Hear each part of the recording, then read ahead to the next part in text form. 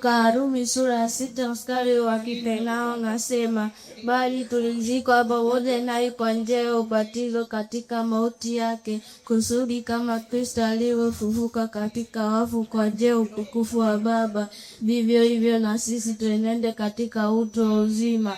Somo la pili linatoka Wakorintho wa kwanza sura ya 6 mstari wa 19 na 20, na anasema, au wajue kuwa mwili wetu ni hekalu la Roho Mtakatifu aliye ndani yenu, mmepewa na Mungu, wala ninyi si mali yenu wenyewe, maana mlinunuliwa kwa thamani. Sasa basi mtukuzeni Mungu katika miili yenu.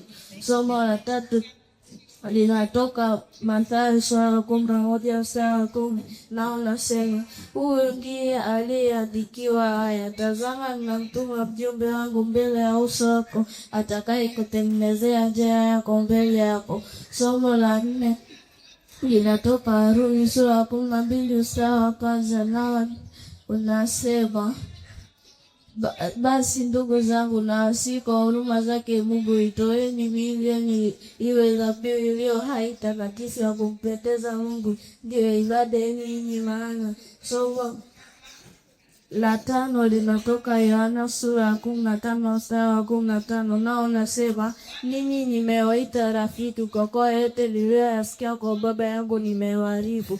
Somo la 6 linatoka Yohana sura ya 17 mstari 26, nao nasema, nami naliwajulisha jina lako, tena nitawajulisha hilo, ili pendo lile ulilonipenda mimi liwe ndani yao, nami niwe ndani yao.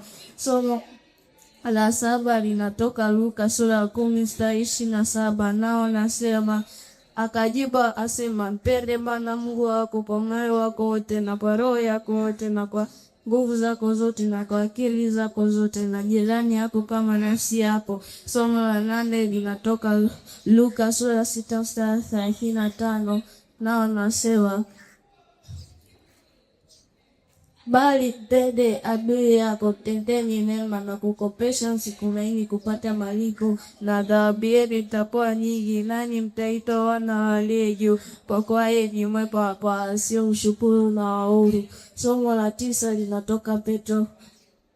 linatoka Isaya sura ya 53 mstari wa 5, nao nasema, bali alijeruhiwa kwa makosa yetu, alichubuliwa kwa maovu yetu, adhabu ya amani yetu ilikuwa juu yake, na kwa kupigwa kwake sisi tumepona.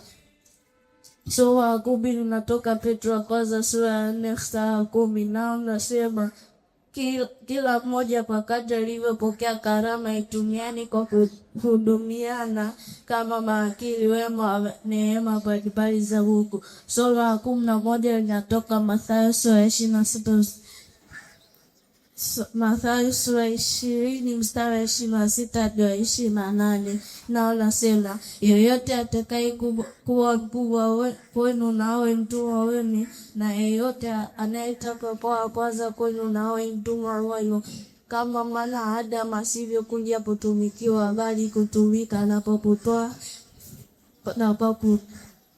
anapokutoa roho yake iwe fidia ya wengi. Somo la 12 linatoka Mathayo sura ya 26 mstari wa 39, nao anasema, Baba yangu, ikiwezekana kikombe hiki kinivuke, walakini si kama nitakavyo mimi, bali kama utakavyo wewe. Somo la 13 linatoka Mathayo sura ya 28 mstari wa 10, nao nasema, na tazama, Yesu akakutana nao akisema salamu, akakaribia, akamshika mguu, akamsujudia. Amina.